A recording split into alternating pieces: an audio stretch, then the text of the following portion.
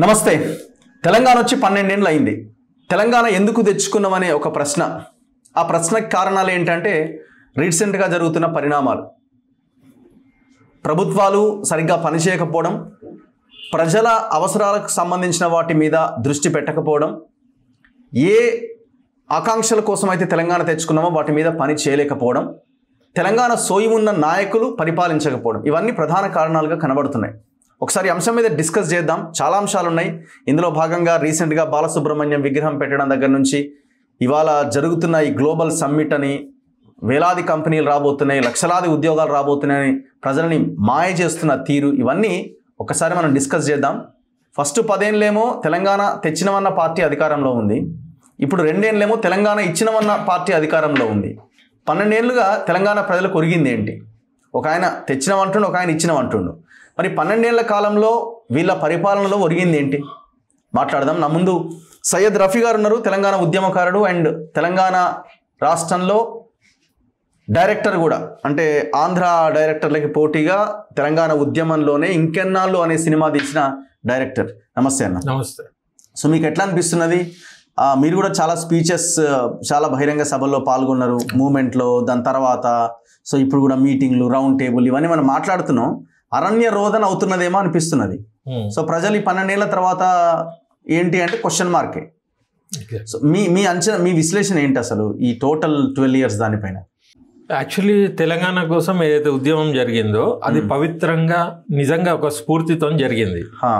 అయితే ఈ ఉద్యమకారులందరూ ఉద్యమానికి పరిమితమైనరు. ఏ ఉద్యమం అయినా కూడా కొంతకాలం తర్వాత ఒక రాజకీయ శక్తి వచ్చేసి దాన్ని హైజాక్ చేసి చేతిలో పెట్టుకున్నాడు. అది 69 నుంచే చూస్తున్నాం మనం. ఇప్పుడు కూడా ఏంటంటే మేధావులు, రచయితలు, వాళ్ళు వీళ్ళు ఎప్పటి నుంచో దీన్ని భావవ్యాప్తి కోసం జయశంకర్ సార్, కేశవరావు జాదవ్ వీళ్ళందరూ కూడా చేసుకుంటూ వచ్చినప్పుడు వాళ్ళకు దీన్ని పొలిటిసైజ్ చేసి దీన్ని ఇంకా మాస్ మూవ్మెంట్ చేయాలన్నప్పుడు వాళ్ళు ఒక పొలిటీషియన్ కోసం వెతుకుతా పోయినరు. అయితే చంద్రబాబు హయాంలో ఈయన భంగపడ్డాడు కాబట్టి ఈయన ఏం చేయాలనే దాంట్లో ఉండే. ఆ తర్వాత ఈయనకి అప్రోచ్ అయినప్పుడు ఈ తెలంగాణ వాదం కరెక్ట్గా ఈయనకు కూడా దొరికింది, తెలంగాణ వాదులకు కూడా ఈయన కూడా దొరికిండు. ఎందుకంటే తెలంగాణ అయ్యి ఆడ టికెట్ల కోసం ముష్కిల కూర్చున్నాడు, ఆయనే చెప్తాడు కదా. ఇవన్నీ చూసి ఆయనకు కూడా బాధ అయింది. అక్కడి వరకు బాగానే ఉంది. తర్వాత ఆయన అధ్యయనం చేసే అలవాటు ఉంది ఆయనకు. జయశంకర్ వీళ్ళందరినీ కూర్చోబెట్టి అసలు తెలంగాణ ఏందని, దాని కేసీఆర్ గారు అయితే అవన్నీ అధ్యయనం చేయడం, తెలుసుకోవడము, ఆయన పరిపూర్ణమైన పరిజ్ఞానం తెలుసుకుంటేనే కదా ఏదైనా మాట్లాడగలుగుతాడు, చేయగలుగుతాడు. అది చేయంగా కొద్దిగా ప్రేమ కూడా వచ్చింది. అరే తెలంగాణ తనం కూడా వచ్చింది, తెలంగాణ యాస మాట్లాడు, ఇట్లా పబ్లిక్కి కనెక్ట్ అయ్యండి ఆయన. అంతకుముందు ఆయన మామూలు లీడరు, ఉట్టుగానే ఆయన ఎవరో కూడా చక్కగా తెలియదు, బట్టి సిద్దిపేటకే పరిమితం ఉండే.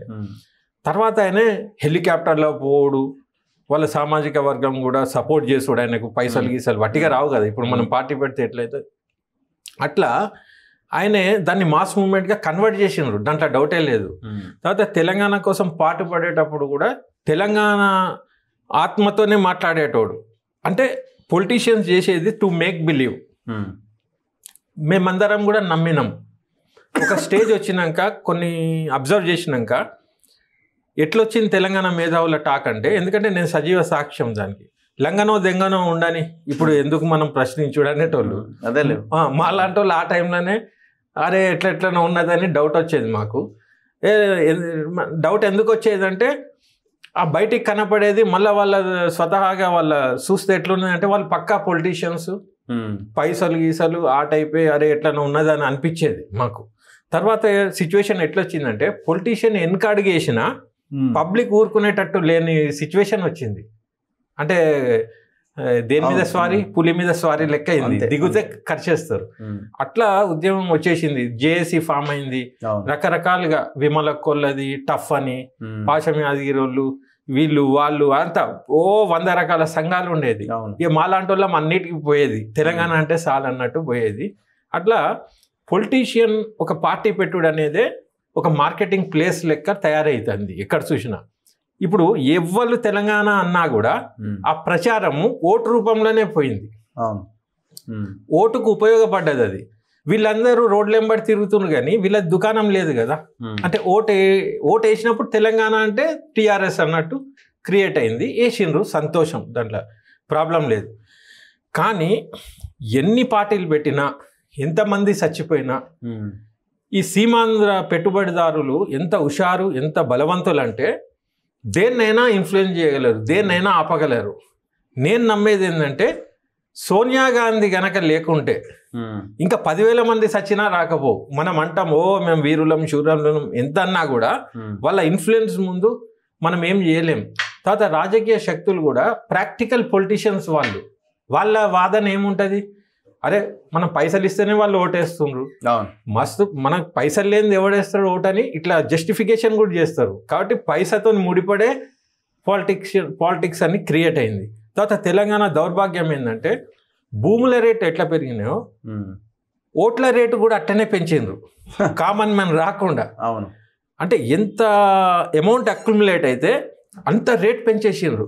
ఇక పొలిటికల్ గురించి ఆలోచించేటోళ్ళే లేరు. ఇప్పుడు నేను ప్రత్యామ్నాయం అని నిన్న చెప్పిన, కానీ ప్రాక్టికల్గా చూస్తే మరి పైసలు ఉన్నాయా అనే తీరే ఉన్నది. అంతే కదా.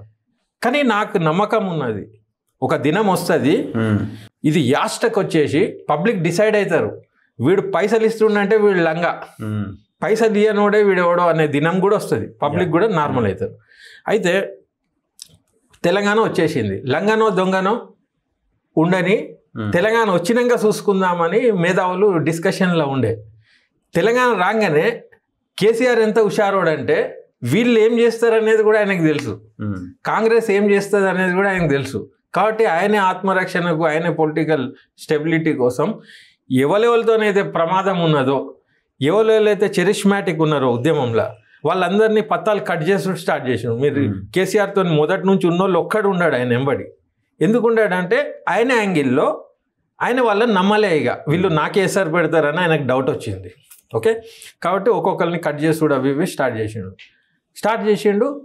ఆయన తీసేసే శక్తి కూడా ఎవరికి లేకుండా పోయింది. అసలు ఆల్టర్నేటివ్ లేడు మొదటి నుంచి. ఆలయ నరేంద్ర ఖాన్ నుంచి మొన్నటి ఈటల వరకు, విజయశాంతి వరకు, ఇదంతా చరిత్ర.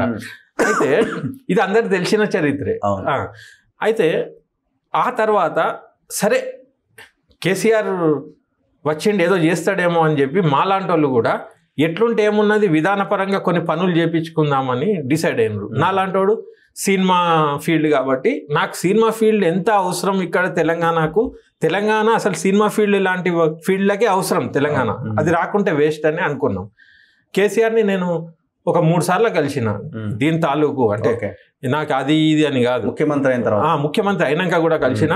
ఆయన నాకు ఫస్ట్ టైం అపాయింట్మెంట్ క్లియర్గా ఇచ్చిండు. అందరు శుభాకాంక్షలు టైప్ అనుకొని ఇచ్చిండో ఏమో తెలియదు. నేనేమో పాలసీ పట్టుకొని పోయిన, ఆయన మేనిఫెస్టోలో నేనే పెట్టించిన, ఆయన సినిమా పాలసీ మేనిఫెస్టోలో కూడా పెట్టిండు. ఆయన ఇచ్చిన దానికి ఖాతరు చేసిండు. ఆ ఇచ్చిన మేనిఫెస్టోది చేయండి సార్ అని ఆయన గెలిచిన ఒక 2-3 నెలలకు నేను పోయినా. ఎందుకంటే ఒక టాకీసోడు దీన స్థితిలో ఉన్నాడు, కీసరల్లో ఉంటుంది టాకీస్. ఆయన చచ్చిపోయే పొజిషన్లో ఉండే. ఏమని సీమాంధ్రులు సినిమా ఇవ్వాలంటే హై ఎంజీస్ అడ్వాన్స్ ఫుల్ అయితే ఇస్తున్నారు, లేకుంటే 1 టాకీస్ బంద్. అటు కరెంట్ బిల్లు కట్టుకోలేక సినిమా లేకుంటే టాకీస్ బంద్, వేస్తేనేమో లాభం వస్తలేదు, మొత్తం అటే పోతున్నాయి. ఏం చేయాలి తెలంగాణ వచ్చినాక కూడా అనుకుంటా. నేను ఉద్యమంలో ఉండే కాబట్టి నా కాడికి వచ్చిండు. నేనేం చేస్తాను, ఆయనను పట్టుకొని 20 మందిని పట్టుకొని కేసీఆర్ దగ్గర తీసుకుపోయినా. సార్ ఈయన ఎండ్రిని తాగి చచ్చిపోతా అంటుండు, మనం వచ్చినందుకన్నా ఏమన్నా చేయాలి సార్, ఇది తక్షణం అవసరం అంటే, రఫీ ఒక 3 నెలలు ఆగు, నేను అన్ని సెట్ చేస్తున్నా, మీ అందరినీ పిలుస్తాను, అధైర్యపడద్దు అని ఆయనకు కూడా అన్నాడు. అధైర్యపడద్దు అని భరోసా అయితే ఇచ్చిండు. ఆడు కూడా కేసీఆర్ని కలిసినాం, అరే భరోసా ఇచ్చిండు అనే నమ్మకంతోనే కొద్దిగా మనోధైర్యంతోనే పోయిండు.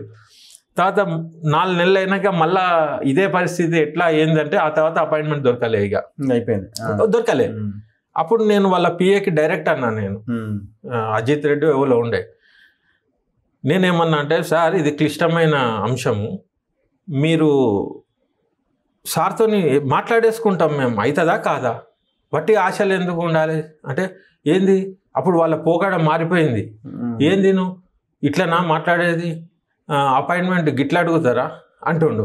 ఎట్లా అడుగుతాడు, ఆడ చచ్చిపోవడానికి ఉన్నాడు ఆడ మనిషి, ఈ కూల్గానే అడుగుతున్నాం, ఇది తీవ్రత కాబట్టి అని. ఇక నేను ఉల్టా ఏమన్నా, ఎందుకంటే 2-3 రోజులు రేపు అంటుండు, నో కూడా అంటలేడు. నాకు యాస్టక్ వచ్చి ఇవాళ 4 o'clock వరకు నేను వెయిట్ చేస్తా, 4 o'clock నాకు ఫోన్ రాలేదనుకో మీరు ఇయర్ అని నేను డిసైడ్ అవుతా, ఇది సార్కి చెప్పు, నేను చెప్పినా అని చెప్పు, నీ పక్కకుంటే స్పీకర్ ఆన్ చేయి అన్న. నేను ఇట్లా కొద్దిగా ఎమోషనల్ ఉండే ఆ టైంలో, ఆన్ చేయి అది ఇదన్నా అనగానే ఆడికి ఇంకా ఈగో వస్తుంది.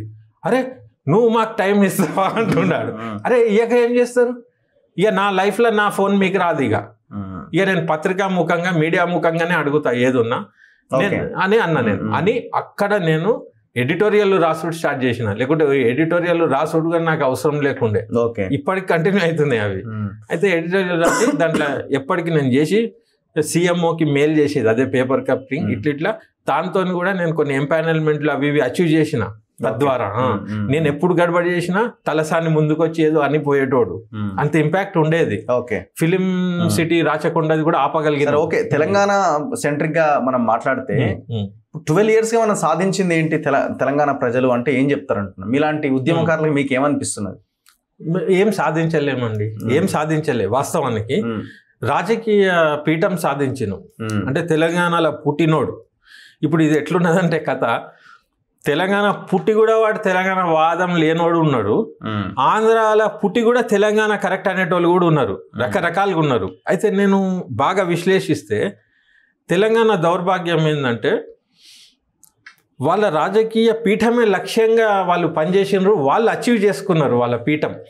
కానీ మిగతా సెక్షన్స్లల్లా ఇది ఎట్లా చేయాలి అనేది ఏం ఆలోచించలేదు నాకు తెలిసి. ఎందుకంటే వీళ్ళు ఏ ప్లాన్ చేసినా, ఏ స్కీమ్ తెచ్చినా ఎంత మిగులుతుంది, ఎంత కమిషను, పూటికలు తీస్తే ఎట్లా, బతుకమ్మ చేస్తే ఆ పూలల్లో లెక్క ఉండదు, అది వాడిపోతాయి, అన్నీ కూడా దీంట్లోకి వెళ్ళిపోయినాయి.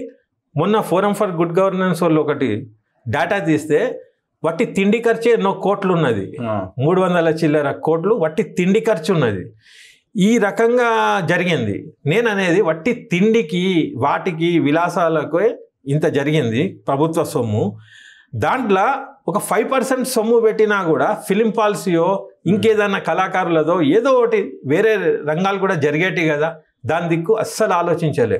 నీళ్లు నిధులు ఓకే, కాళేశ్వరం కట్టినరు, ధనా కట్టినరు, అసెంబ్లీ ఉన్నదాన్ని ఇరగొట్టి మళ్ళా కట్టినరు, సెక్రటేరియట్లు, తర్వాత ప్రతి ఊర్లో కలెక్టరేట్లు అవి ఇవి కట్టినరు. కానీ ఇక్కడ +- 2 ఉన్నాయి. అన్ని ఊరవతల కడితే పోలేక రాలేక పరిశాన్ ఉన్నారు జనాలందరూ. వాళ్ళకు ఊరు మధ్యలో ఉంటే ఈజీ ఉంటుంది.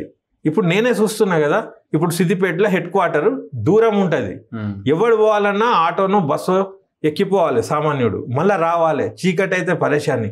అదే ఊరు నడిబొద్దులో ఉంటే అప్పటికప్పుడే వాళ్ళకి అవుతాయి. అయితే ఈ కట్టడాల మీద ఎందుకు దృష్టి పెట్టి ఉంటారు? 2 ఉంటాయి. ఒకటి ఏమంటే కీర్తి, ఇప్పుడు నైజాం రాజు నేనే కట్టినా దాంట్లో శిలాఫలకాలు ఉంటాయి, నేననే దాంట్లో పెట్టి ఉంటారు.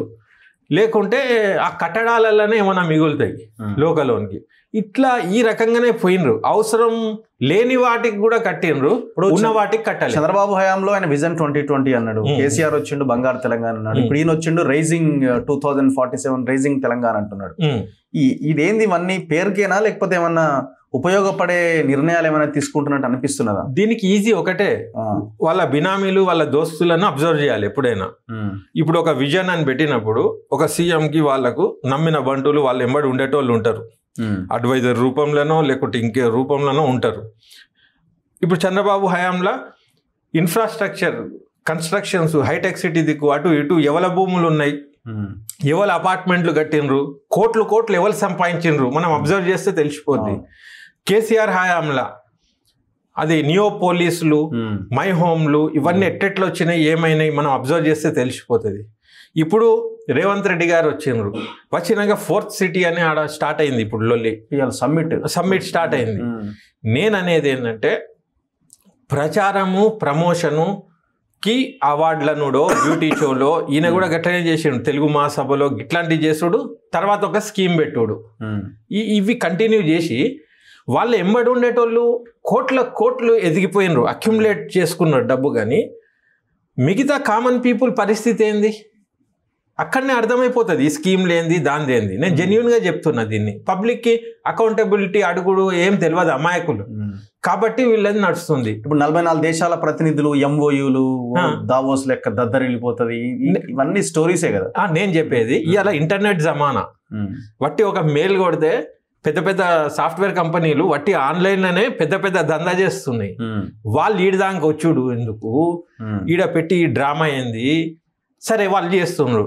దాంట్లో సినిమా వాళ్ళకి కానీ, టెక్స్టైల్స్ వాళ్ళకి కానీ, కార్మికులకు కానీ, రైతులకు కానీ, ఎడ్యుకేషన్ ఫరమ్స్ వాళ్ళకి కానీ, హాస్పిటల్ డాక్టర్లు చేసేటోళ్ళకి కానీ, క్షేత్రస్థాయిలో గ్రౌండ్ లెవెల్లో ఉన్న వాళ్ళందరికీ దాంతోనేమన్నా ఒరుగుతుందా?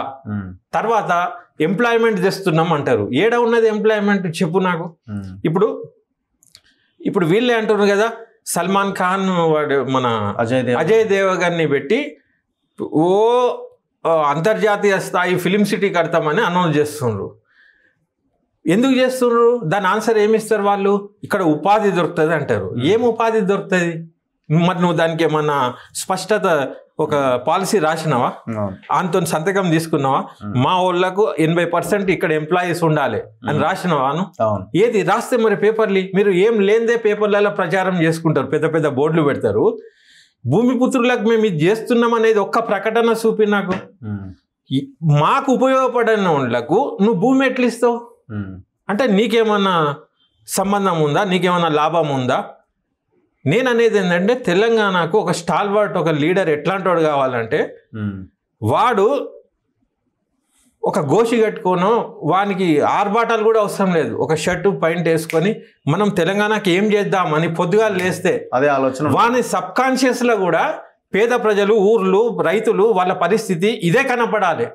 కాన్వాయ్లు, ఆ బిల్డప్లు, డావోస్ వెళ్తున్నామని ఇదని అదని ఏందంతా ఎట్లున్నారు వీళ్ళు? వాస్తవానికి నేను చెప్తున్నా కదా, రియల్గా వీళ్ళు లోఫర్లు.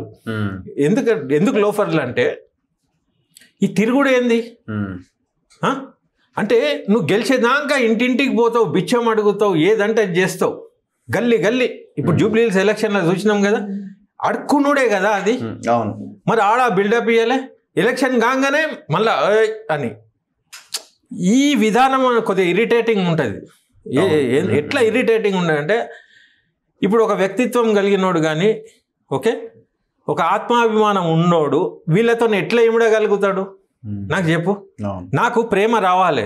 ఇప్పుడు నువ్వు మన తొలివేలు కానీ పెట్టినావు, నేను ఇలా వేరే పనున్నా నువ్వు నిన్న కలిసి ఒక ఆప్యాయతకు ఒక ఇన్విటేషన్ ఇస్తే నేను ధన నీ దానికి ఖాతరిచ్చి వచ్చినాం.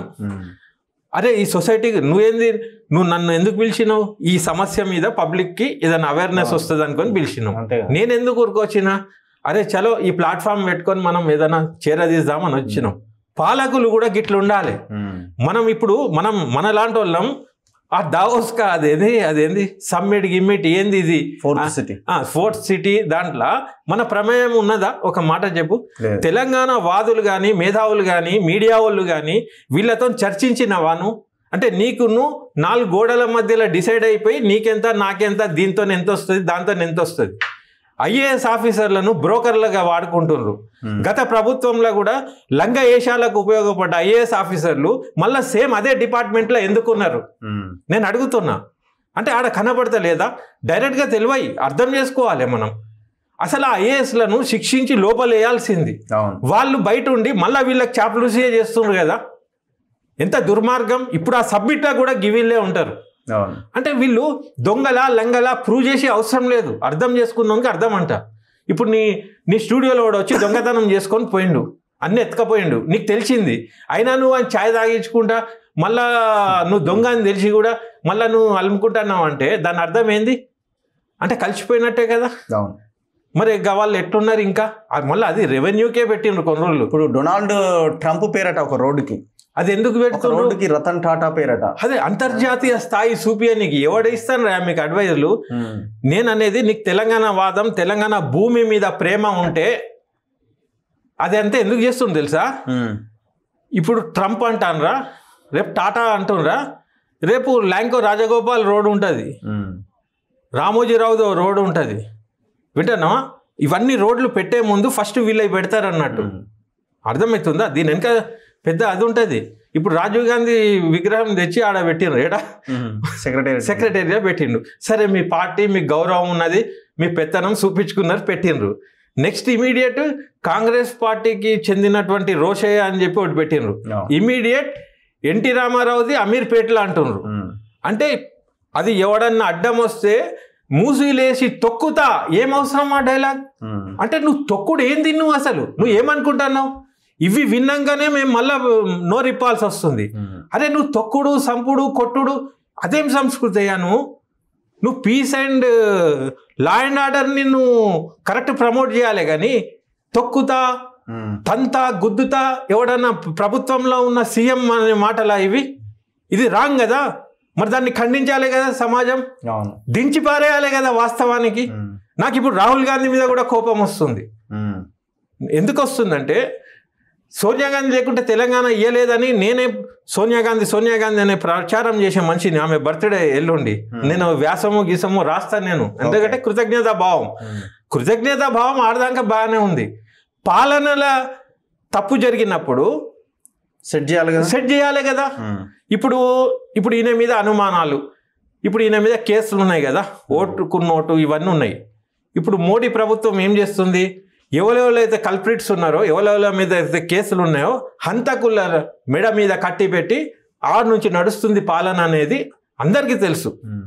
ఇప్పుడు మన జస్టిస్ నిలబడ్డప్పుడు తెలుగు రాష్ట్రాలు తెలుగుదనం అంటారు, తెలంగాణ అని మన కేసీఆర్ అంటాడు, జగన్ అంటాడు.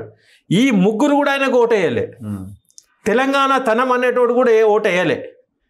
జగన్ రెడ్డి అనే ఫీలింగ్ లోపల ఉన్నా కూడా ఆ రెడ్డికి ఓటేయలే. చంద్రబాబు నాయుడు తెలుగు జాతి మనది అనేటోడు తెలుగు వాళ్ళు నిలబడితే వేయలే. అంటే వీళ్ళ లాభము, వీళ్ళ కోసము ఆ సెంటిమెంట్ వాడుతుండ్రు తప్పితే వేరేనికి ఉపయోగం చేస్తలేరు. సేమ్ వేళ ఇలా తెలుగోడు బాలసుబ్రహ్మణ్యం అవి ఇవి అంటుండ్రు. అయితే ఇప్పుడు మీరు అడిగిన క్వశ్చన్, ట్రంప్ పేరేంది, ఈ టాటా పేరేంది అంటే అంతర్జాతీయ స్థాయిలో చేస్తున్నామని అట్లీస్ట్ పేర్లు పెడితే నన్ను అట్లా కనబడుతుందేమో. తెలంగాణ చైనా ప్లస్ అట, చైనా ప్లస్ లాగా తయారు చేస్తాం 4th సిటీని తెలంగాణ అంటే. ఇప్పుడు ఇక్కడ ఉన్న విద్యకు మీరు కేటాయిస్తున్న బడ్జెట్ ఎంత, యూనివర్సిటీలు ఏ సిచ్యువేషన్ లో ఉన్నాయి, చైనా ప్లస్ లో ఉద్యోగాలు వచ్చి ఎవరు చేయాలి? ఇక్కడ యువతకి చైనాతో కంపేర్ ఏం చేస్తారు వీళ్ళు? ఎట్లా, ఏ రకంగా? మన కేసీఆర్ కూడా అన్నట్టు కదా, అయితే సీఎం అంటే గిట్లనే అనాలి అని నేర్చుకున్నారేమో 10 ఏళ్ళు ఇని. నేననేది నువ్వు ఆయనని క్రిటిసైజ్ చేసినావు, ఆయన దోపిడీలు చెప్పినావు, అన్ని చెప్పినావు. నీ పాలన 2 ఏళ్ళు అయింది వచ్చి, ఒక్క దాని మీద చర్య లేదు. ఒకసారి సిబిఐ అంటావు, ఒకసారి ఇదంటావు అదంటావు. అంటే ఈయన నిర్ణయాలు కూడా ఈయన చేసే స్థాయిలో లేడు, ఈయన బలహీనుడు నాకు తెలిసి. తర్వాత వీళ్ళందరూ ఏం డిసైడ్ అయినారు అనిపిస్తుంది నాకంటే, అరే అది వెలుగున్నప్పుడే ఇల్లు చక్కగా పెట్టుకోవాలంటారు చూడు సామెత, మళ్ళీ వస్తామో రామో, ఏ స్కీమ్తో ఎంత వస్తాయి అనే దాని మీద నిరంతరంగా ఉన్నారని నాకు అనిపిస్తుంది. ప్రజలే ఏడ చేస్తుండ్రు, ఎన్నో సమస్యలు పెండింగ్లోనే ఉన్నాయి కదా. కాబట్టి ఏంటంటే ఈ పేర్లు పెట్టుడు, ఇట్లా డ్రామా చేసుడు. కేసీఆర్ కూడా అదే అన్నాడు కదా, కరీంనగర్ని అది చేస్తా, ఏ ఊరికి పోతే ఆడ ఫారెన్ చేస్తా అన్నాడు. మరి అన్నాడు 10 ఏళ్ళు పాలించిండు, మరి ఆడపోతే సింగపూర్ అన్ని కనబడుతున్నాయా? అట్లీస్ట్ వీళ్ళు ఏంటంటే అగో రోడ్ పేరు పెట్టినాం కదా ట్రంప్, కాబట్టి ఇది అమెరికా అనుకోండి, ఇప్పుడు చైనా అని పేరు పెడితే ఇది చైనా అనుకోండి అని వట్టి పేర్లు పెట్టేసి గోల్మాల్ చేసే ప్లాన్లోనే ఉందనిపిస్తుంది. నాకైతే ఈ సమ్మిట్ల మీద నమ్మకమే లేదు, ఇదంతా బూటకము. తర్వాత ఆ ఇండస్ట్రియల్ అని పెట్టిన చూడు, అదేంది హిల్టప్, అదైతే మరీ దుర్మార్గం. వాళ్ళు ఇలా పవర్లో ఉన్నామని సంతకాలు చేసి టక్కని పోయినా చాలా పెద్ద విమర్శ ఉంటుంది ఇది లైఫ్ లో. తెలంగాణ అంటే భూముల మీదనే పడ్డారు ఇక, లాస్ట్ 10 years అయినా ఇప్పుడైనా కూడా నడుస్తూనే ఉంది అంటే. కానీ నువ్వు ఆ భూములు పేదోళ్లకు ఉద్యమకారులకు ఇస్తామని చెప్పి 2250 గజాలు ఉద్యమకారులకు ఇచ్చడానికి చేత అయితే లేదు. కానీ నువ్వు ఉన్న భూములు వాళ్ళని పట్టా చేసి మళ్ళీ బయట కూడా భూములు ఇస్తారట. ఇది ఎంత ఘోరం ఇది! ఉద్యమకారులు జీవితం అంతా పెట్టి నిస్సహాయ స్థితిలో ఉండి వాళ్ళకి షెల్టర్ లేదు, వాళ్ళని నువ్వు పట్టించుకుంటలేవు, వాళ్ళని దేక్తలేవు. మళ్ళా నువ్వు అంతర్జాతీయ స్థాయిలో ఇది పెడుతున్నావు, అది ఎవరిని కొరగబెట్టే నీకు చెప్పు? అదంతా బూటకం అనిపిస్తుంది. రేవంత్ నడిపిస్తుంది ఎవరని మీరు అనుకుంటున్నారు? గతంలో కేసీఆర్ ని ఎవరు నడిపించారు? అందరినీ కూడా ఎవరైతే సెంట్రల్ ఉన్న పాలకులు ఉన్నారో, ఇక్కడ వీళ్ళ మీద కేసులు లేకుండా ఉండుంటే వాళ్ళకు కూడా వినకుండా వీళ్ళు గట్టిగా ఉండేటోళ్ళేమో. మన సమాజంలో దౌర్భాగ్యం ఏంటంటే కేసులల్లో ఇరికిపోయిన వాళ్ళను మనము మంత్రులని చేసినాం. ఓకే, మంత్రులను చేసినాం. ఆ కేసులను పెట్టి భయపట్టిస్తుండ్రు.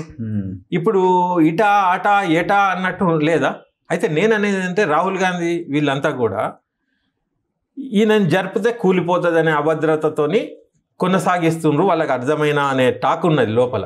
నేననేది ఏదన్నా అపవిత్రం అని అనిపించినప్పుడు కూలిపోయినా పర్వాలేదు, నెక్స్ట్ నువ్వు రాగలుగుతావు.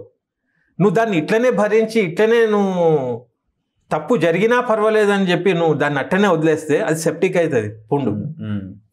వింటున్నావా?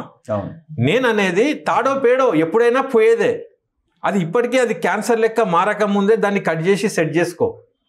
ఒకవేళ నువ్వు దాన్ని అట్లనే భరిస్తూ అట్లనే పోయినావు అనుకో, తర్వాత నువ్వు దాన్ని రిపేర్ కూడా చేయలేని నష్టం నీకు జరగబోతుంది. అది రాహుల్ గాంధీకి నేను ఎప్పుడు కూడా హైకమాండ్కి లెటర్లు రాసిన, కానీ పాజిటివ్ రాసిన. ఎప్పుడు కూడా ఒకటి నెగటివ్ ఎప్పుడు రాసిన అంటే 2018లో మహాకూటమి అని చెప్పి టీడీపీతో పొట్టు గెలిచినప్పుడు, గెలుస్తున్నారు పక్కా అని తెలిసినప్పుడు, చంద్రబాబు నేను చేసిన అనుకుంటే అమీర్పేటలో తిరుగుడు స్టార్ట్ చేసినప్పుడు నేను దిగ్విజయ్ సింగ్కి లెటర్ రాసినప్పుడు, మీరు గెలుపు దగ్గర ఉండే ఇప్పుడు ఓడిపోతున్నారు. ఎందుకంటే ఆడ కేసీఆర్ వచ్చి మీకు ఈయనే కావాలన్నా నేను కావాలంటే తెలంగాణలో వీళ్ళే కావాలంటారు. తర్వాత సోనియా గాంధీ బీమార్ ఉండే అప్పుడు, ఆమె వచ్చి చెప్పేటట్టు లేదు, కానీ వాళ్ళు దాన్ని హానర్ చేసి ఒక వీడియో చేసి పంపింది, మీకు యాదుకుంటుంది, మేరే బచ్చో ఓడుదాలో, కానీ ఓడిపోయినరు.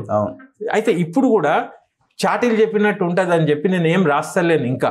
కానీ వాస్తవానికి ఏంటంటే నాకు ఒకటే దీని ఫిల్టర్, నువ్వు తెలంగాణ వాదులను తెలంగాణ ఓళ్లను వాళ్ళ బతుకులల్లో నువ్వు తొంగి చూసి వాళ్ళతో నువ్వు మమేకమై ఈ అవకాశాన్ని ఉపయోగించుకుంటే నువ్వు కీర్తిగాంచినోని అవుతావు. కేసీఆర్ లాంటి కింద పెట్టి కాంగ్రెస్ గెలిచినా నిన్ను ముఖ్యమంత్రి చేస్తే కూడా తెలంగాణ వాదులు కూడా సైలెంట్ ఉండి చేస్తాడేమో అని అవకాశం ఇచ్చారు. 2 years పాలన మీద మీ ఒపీనియన్ ఏంటి బ్రీఫ్గా? ఏం కాలే అంటే బాగుందా, పర్లేదా, అసలే బాగాలేదా? అసలు స్టార్టే కాలే. ఇవాళ ఏం స్టార్ట్ అయిందంటే ఎంత భూమి కొల్లగొట్టుకోవచ్చు, కేసీఆర్ వాళ్ళు ఇంత భూమి తీసుకుంటే మేము ఎంత తీసుకోవాలి, ఎక్కడ అవినీతికి పాల్పడతలేము, అక్కడ వాళ్ళ కుటుంబం పాలన నడిచింది, వాళ్ళు మొత్తం తిన్నారు, మేము చాలా జెన్యున్ గా చేస్తున్నాం కదా. మరి ఆ ఇండస్ట్రీస్ కి పట్టా చేయకుండ్రి, అది పేదోళ్ళకి ఉండ్రి, ఉద్యమకారులకి ఉండ్రి. ఇప్పుడు ఆయన కూడా ఉద్యమకారులను పట్టించుకోకుండా గవర్నమెంట్ లో ఉన్న వాళ్ళందరూ వచ్చి ఇలా దగ్గర చేరిపోయారు. అదే ఇది ఒక దందా, ఇది రాజకీయం అనేది ఒక కార్పొరేట్ సంస్థ. దీన్ని నేషనల్ లెవెల్ది ఇంటర్నేషనల్ తీసుకుపోతున్నారు ఇప్పుడు వాళ్ళు. అర్థమవుతుందా? దీంట్లో ఎట్లున్నదంటే పీఠం ఎక్కే వరకే డ్రామా, తర్వాత 5 ఏళ్ల వరకు ఫుర్సత్గా ఎట్లా స్కీములు చేసుకోవాలి, ఎట్లా చేయాలి, ఏం చేసినా మనం ఏం చేయగలుగుతాం. ఇప్పుడు అపోజిషన్ పార్టీ వాళ్ళే బలహీనులు ఉన్నారు. 10 ఏళ్ళు నేనే ముఖ్యమంత్రి అంటున్నాడు కదా. అరే ఆయన ఎట్లా అంటాడు? కేసీఆర్ అయితే జీవితం బతుకున్నంత కాలం అనుకునే ప్రగతి భవన్ కట్టిండు. ఏంది జోకా అది? ఎట్లా అంటారు నువ్వు? ఇప్పుడు నాలాంటి వాళ్ళు అందరూ కూడా నోర్లు ఇప్పుడు స్టార్ట్ చేస్తే నువ్వు 15 రోజులలోనే నీ ముఖం మీద రక్తం ఉండదు. ఈ కంట్రోలింగ్ దేనికి ఉన్నదంటే వేరే ఆల్టర్నేట్ లేదు. ఇప్పుడు నిన్ను కేసీఆర్కి ఉద్యమం నేపథ్యం ఉండే పంపగలిగినరు పబ్లిక్. నువ్వు ప్రజాస్వామ్యాన్ని పక్కన పెట్టేసి నువ్వు తొక్కుతానుడు నేను 10 ఏళ్ళు నేనే అంటే నువ్వు 10 ఏళ్ళు ఎందుకుంటావు రా భయ్? ఇంకెక్కువ ఉండవా? అంటే 10 ఏళ్ళల్లో దొబ్బుదామన్నా నీది, తర్వాత వెళ్ళగొడతారనా? నువ్వు 10 అని నువ్వు ఎట్లా నిర్ధారణకు వస్తున్నావు? ఎప్పటికీ మేమే చేస్తాం, అంత బాగా చేస్తామా? నువ్వు 10 ఎందుకు చేయాలి? ఎప్పటికీ చేయను. తెలంగాణ ఇచ్చిన కాంగ్రెస్ అనుకుంటా ఎప్పటికీ చేయను. అంటే కాంగ్రెస్ వాళ్ళు కూడా అటు ఇటు అయితే మళ్ళీ బీజేపీతో కలిసి ఏమన్నా చేద్దామనే గుడిపుటానిలా ఇంకో 5 ఏళ్ళనే ఏంది? నువ్వు 10 ఏళ్ళు అనేది ఏ రకంగా చెప్పినావు కూడా చెప్పు పబ్లిక్కి. అది బండ్ముట్టి ఎందుకు? ఓపెన్గా చెప్పు నువ్వు. నేను అనేది ఏంటంటే నేను సీరియస్గా చెప్తున్నా. ఇప్పుడు పాయింట్ ఏంటంటే ఇప్పుడు రేవంత్ రెడ్డిని నేను కలిసింది 3 సార్లు. ఆయన తెలుగుదేశంలో ఉండే తెలంగాణ ఉద్యమంలో లేడు కాబట్టి మాకు ఆయనకు సన్నిహితం ఎన్నడూ ఏర్పడలే. కానీ తెలంగాణ డెవలప్మెంట్ ఫోరం అనే ఒక సంస్థ రవీంద్ర భారతిలో సన్మానం చేసినప్పుడు నా సన్మానానికి ఆయన వచ్చిండు, కోదండరామ్ వాళ్ళందరూ వచ్చిండు, ఆయన కూడా ఉన్నాడు. ఫోటోలు ఉన్నాయి మీకు ఇస్తా, తర్వాత మధ్యలో పెట్టుండ్రి. ఓకే, ఇట్లా చేసుకుంటే అంటే అప్పుడు తెలంగాణ వాదిగా పై చేయి మాది, ఆయనకు అవసరం తెలంగాణ. అప్పుడు బాడీ లాంగ్వేజ్ వేరున్నది. ఓకే, తర్వాత సోనియా గాంధీ పుట్టినరోజు నాడే ఫస్ట్ డే అసెంబ్లీ వీళ్ళు పెట్టినరు. ఓకే, బస్సులు ఫ్రీ ఇచ్చుడు. అప్పుడు నేను సోనియా గాంధీతో నా అభిమానం కాబట్టి ఆమెది నాది నేను సన్మానం చేసిన ఫోటో ఒకటి ఉంటుంది అన్నట్టు. ఆ ఫోటో చాలా కష్టంగా ఆ ప్రభుత్వాన్ని దించి ఇది మన ప్రభుత్వం అని చెప్పి ఒక ఆప్యాయతతో నేను అసెంబ్లీకి పోయినా. నేను ఆ క్యాబినెట్ మినిస్టర్లు ఎక్కిన బస్సు కూడా ఎక్కినా. అప్పుడు యాక్టివ్ కాబట్టి నన్ను ఎవడు ఆపలే కూడా. నా జాగీర్ తెలంగాణ అనే లెవెల్లో పోయినా కాన్ఫిడెన్స్తోని. తెచ్చిన ప్రభుత్వం కూడా మాదే అన్నట్టు పోయినా. నేను కాంగ్రెస్ కాదు కానీ మాదే అని పోయినా. ఎక్కిన బస్సు అందరు మినిస్టర్లు ఉన్నారు. చాలామంది ఆప్యాయతతో సంతోషం చేసుకున్నారు. ఒక ఇద్దరు ముఖంలో డల్ అయిపోయినారు. ఆడ చూడంగానే అరే ఇదేంది కల్మషం లెక్కున్నది అనిపించింది. ఒక మినిస్టర్ని డైరెక్ట్ అడిగినా, ఏందన్నా నన్ను గుర్తుపట్టగనా లేకుంటే గుర్తుపట్టా నేను రఫీని అంటే తెలుసు తెలుసు అంటుండు. మరి ముఖంలో ప్రేమ లేదేందన్నా నేను అట్లేం లేదు అంటుండు, మింగుతుండు. అంటే వాని కథ ఏంటంటే నా నియోజకవర్గమోడు అగో డైరెక్ట్గా క్యాబినెట్లో ఉన్న దాంట్లో పోతాడా అనే ఈగోనో తెలియదు నాకు. దాని పరిణామాలు మీరు చూసిండ్రు. ఈడనే పంచాయతీ అయింది ఒక మాట అంటాను. ఆడ చెడినట్టున్నదని నా అనుమానం ఒకటి. తర్వాత రేవంత్ రెడ్డి గారు ఓపెన్ చేసి మీడియాతో మాట్లాడినాక నేను ఆయన ఇట్లా తిరగంగానే కలిసి కంగ్రాచులేషన్స్ అని ఆడ చెప్పిన అంబేద్కర్ బొమ్మ ముంగట చెప్పి, అన్న మీకు తెలుసు కదా నేను ఫిలిం మేకర్ని, సోనియాకి అంకితం చేసి నెరవేరిన కళ అనేది బయటికి తెద్దాం అనుకుంటున్నా. నేను అది పబ్లిక్ కోసమే చేసిన, సంపాదన నాకు అవసరం లేదు అని ఉన్నమాట చెప్పిన. నేను నా పాకెట్ మనీ అంతా జమ చేసుకొని చాలా టైం తీసుకొని చేసిన. ఓకే అంటే ఏమన్నాడు తెలుసా, అది చూసినాక మనం డిసైడ్ చేద్దాం దాంట్లో ఏమున్నదో అన్నాడు. వెరీ గుడ్, నువ్వు ముఖ్యమంత్రి అయ్యి చూసినాక డిసైడ్ చేస్తావు అంటే ఎంత సంతోషం. నీ కాల్ కోసం నేను వెయిట్ చేస్తా అన్నా. మీరే కాల్ చేయాలి, నేను వెయిట్ చేస్తా. ఇప్పుడు నేను వచ్చిన మీ కాడికి, ఐ విల్ వెయిట్ అన్న, వెయిట్ చేస్తూనే ఉన్నా. నేను నాది సెన్సార్ అయ్యి రెడీ ఉంది. అంతర్జాతీయ ఫిలిం ఫెస్టివల్స్లలో 10-15 అవార్డులు పొంది ఉన్నది. దాన్ని వార్త చేస్తలేను నేను, చెయ్యా కూడా ఇప్పుడు కూడా. ఓకే అయితే అక్కడ నాకు అరే వీళ్ళు మళ్ళా మారినరా ఎట్లా అని ఆడనే స్టార్ట్ అయింది నాకు అనుమానం. అంటే అథారిటీ టైప్ ఇట్లా అదొకటి కలిసిన. తర్వాత పొత్తూరి వెంకటేశ్వరరావు అవార్డు అని చెప్పి ఇండియా టుడే వాళ్ళ కొడుకు నాకు తెలుసు, మన పాషమన్న ఆధ్వర్యంలోనే ఒక అవార్డు సెరమనీకి సీఎం వచ్చిండు. ఆడ రిసీవింగ్లో నేనే ఉన్నా ఆయనతో పాటు. అప్పుడు అరే అని కొద్దిగా ఇట్లా కలిసిండు కూడా. కానీ నేను ఆ సందర్భంలో ఎందుకు నేనేం అడగా, ఆయన జోలికి కూడా పోను, నాకు అవసరం లేదు. కానీ ఒక దినం వస్తుంది తెలంగాణ ఫిలిం పాలసీ గురించి బరాబర్ అడుగుతా, తాడో పేడో తెలుసుకుంటా అన్న. వాళ్ళ లైన్ చాలా క్లియర్గా ఉన్నట్టుంది. మన బాలసుబ్రహ్మణ్యం విగ్రహం ద్వారానే అర్థమవుతుంది కదా, అందుకే బయటకు వచ్చినాం. ఇప్పుడు వాళ్ళు ఒక అడుగు వేసిండ్రు. బాలసుబ్రహ్మణ్యం విగ్రహం ఫిలిం నగర్లను స్లమ్ల కాడనో ఎక్కడన్నా వ్యాపార వాణిజ్య సంస్థల కాడనో పెట్టుకోవాలి. రవీంద్ర భారతి అనేది కూడా ఒక పవిత్రమైన కళాక్షేత్రం. అది కళలకు నిదర్శనం. ఫర్ ఎగ్జాంపుల్ ఇప్పుడు మంగళంపల్లి బాలమురళీకృష్ణకును బాలసుబ్రహ్మణ్యంకి ఎంత తేడా. మంగళంపల్లి బాలమురళీకృష్ణ కర్ణాటక సంగీతంలో దిగ్గజం. బాలసుబ్రహ్మణ్యం ఏంది, ఏ పాట అడల్ట్ సినిమా ఇచ్చినా పాడతాడు, యూత్ కూడా పాడతాడు, ఒక అమ్మాయి శృంగారం పాడతాడు, ఆయనకు ఒక దేశభక్తి ఇచ్చినా పాడతాడు, ఏది పడితే అది పాడతాడు. అంటే ఆయన ప్రొఫెషనల్ సింగర్, కించపరచలేను, అది ఎవరిని ఇష్టం వాంది, ఆయన అట్లా ఇష్టంగా ఉన్నాడు. అయితే రవీంద్ర భారతి అన్నప్పుడు ఫస్ట్ రవీంద్రనాథ్ ఠాగూర్ బొమ్మ ఉందా ఆడ? నేను అనేది అది రవీంద్రనాథ్ ఠాగూర్ బొమ్మే లేదు. పైడి జయరాజ్ అని పైన ఒక థియేటర్ పేరు పెట్టిర్రు. పైడి జయరాజ్ బొమ్మ ఏది, విగ్రహం ఏది లేదు. మళ్ళా మీరు ఇప్పుడు చక్కగా తెచ్చి బాలసుబ్రహ్మణ్యమే అని పెట్టినప్పుడు దీంతో నాకు ఏమర్థమవుతుందంటే అది క్యాబినెట్లో కూడా ఆమోదం కాలే. దాన్ని మద్రాస్ మ్యూజిక్ స్కూల్లో ఏదో అని చెప్పి ఏదో దాంట్లో ఈయన ఎవరు శుభలేఖ సుధాకరు, మల్లు రవి ఇట్లాంటి వాళ్ళు ఎవరో ఉన్నారు దాంట్లో ఆ కమిటీలో. ఓకే, వాళ్ళు ఒక సిఫారసు ఇస్తే క్యాబినెట్ కూడా లేకుండా మేము సీఎం పర్సనల్గా ఓకే అనేసిండు. ఇది అవగాహన రాహిత్యం కాదా? అడగడు కదా అనుకున్నారు. అట్లెట్లుంటది? నువ్వు కళాకారులను, ఆ డిపార్ట్మెంటు, ఆ మినిస్ట్రీ వీళ్ళందరూ కూడా కూర్చొని ఒక్కొక్క స్టెప్పును ఒక విధానపరంగా చేయాలి కదా. చక్కగా తెచ్చి ఆయనని పెట్టిండ్రు. ఆడ పెట్టగానే ఏమైపోతుంది, ఇప్పుడు ఇజ్జత్ పోతుంది. ఎట్లా? అది తీసేస్తే గవర్నమెంట్ వెనకకు పోయినట్టు, పెడితే తెలంగాణ వాళ్ళు అదైనట్టు. నువ్వు మొదలే అడిగి చేసి ఉంటే ఎంత బాగుండేది. ఒకవేళ మనం చాలా ముఖ్యమంత్రి అన్నాడు కదా వదిలేద్దాం పోనీ అని అంటే, నువ్వు మూసీలో తొక్కుతా ఎన్టీఆర్ది పెట్టనీయకునే అని నువ్వు రెచ్చ ఎందుకు కొట్టినావు? ప్రతి శిల్పానికి రెచ్చగొట్టి అడిగినరా? అంటే దీంట్లో నాకు అనుమానం ఏమొస్తుందంటే పాప మా ఎన్టీఆర్ని కూడా తిట్టియాలని చూస్తుండ్రేమో, ఎన్టీఆర్ కీర్తిని భంగం చేసే కుట్ర నడుస్తుందేమో ఎక్కడి నుంచో డైరెక్షన్. ఎందుకంటే నువ్వు రెచ్చగొట్టి ఎందుకంటాను? నువ్వు సపోర్ట్ చేయక ఎన్నో శిల్పాలు పెట్టినరు ఆడ ఇప్పుడు ఎన్టీఆర్ శిల్పాలు లేవా తెలంగాణలో? చాలా ఉన్నాయి. సపోర్ట్ చేయక నోరు మూసుకొని పెట్టాలే కానీ ఎవడు అడ్డం వస్తాడో వాడిని మూసులేసి తొక్కుతా అనగానే నువ్వు రెచ్చగొట్టేసినావు. అది చూసి ఆ పృథ్వీరాజ్ వీళ్ళందరూ కూడా నేను రెడీ ఉన్నా నన్ను తొక్కు చూద్దాం అంటున్నారు. అంటే నువ్వు రెచ్చగొట్టినావు కదా. ఇప్పుడు బాలసుబ్రహ్మణ్యంది కూడా గాన గంధర్వుడు, అందరి మనిషి. ఇప్పుడు ఆంధ్రోళ్ళు కూడా అందరూ వాళ్ళు ఆంధ్ర పీపుల్, వాళ్ళకు పని ఉన్నది, ఎవరి పని వాళ్ళు చేస్తుండ్రు. ఒక దుర్మార్గమైన సంస్కృతి ఏమొచ్చిందంటే అటు టీడీపీ వాళ్ళకు సోషల్ మీడియా ఉంది, రేవంత్ రెడ్డి సైన్యం అనుకుంటా వీళ్ళదోటి ఉంది, అటు కేసీఆర్ తోటి ఉంది. ఎవడైతే జెన్యూన్గా సమాజం గురించి దీని గురించి మాట్లాడుతుండ్రో ఎగబడి బూతులు వాడబోతుండ్రు.